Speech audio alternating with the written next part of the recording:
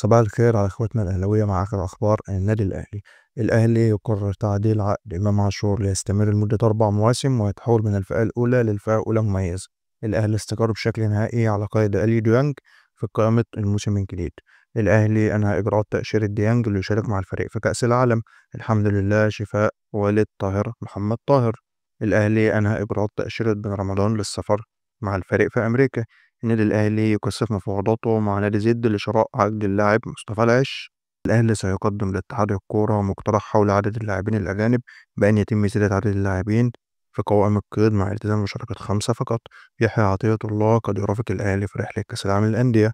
الأهلي يقرر تعديل عقد مصطفى شوبير ليستمر لمدة 4 مواسم ويتحول من الفئة الثالثة للثانية. هدف إمام عاشور الخرافي في شباك البنك الأهلي مرشح لجائزة أفضل هدف في الجولة.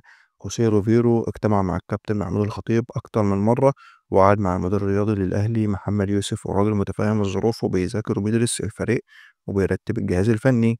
موبوكازي مدافع أورلاندو الجنوب أفريقي تحت الدراسة لجنة التخطيط بالنادي الأهلي. هناك حالة غضب شديد داخل النادي الأهلي تجاه عمر الساعي بسبب عدم التزامهم بالبرامج التأهيلية. ده آخر موسم للسولية مع الأهلي، والسولية على رأس قائمة الأهلي المتجهة لميامي. الأهلي يبدأ أولى الإجراءات التفاوضية مع سيراميكا من أجل ضم محمد شكري. قرعة كأس العرب 2025 تقام يوم 25 مايو في الدوحة. البطولة ستلعب في ديسمبر 2025 بمشاركة 16 منتخب. أخبار الصالات: الأهلي يفوز على فانز الكاميروني بنتيجة 39-18. يلعب الأهلي ضد الزمالك في المباراة الخامسة بينهما والفاصلة. ولو وصلت للآخر ما تنساش تصلي على النبي محمد وتشاركنا لو حتى بلايك.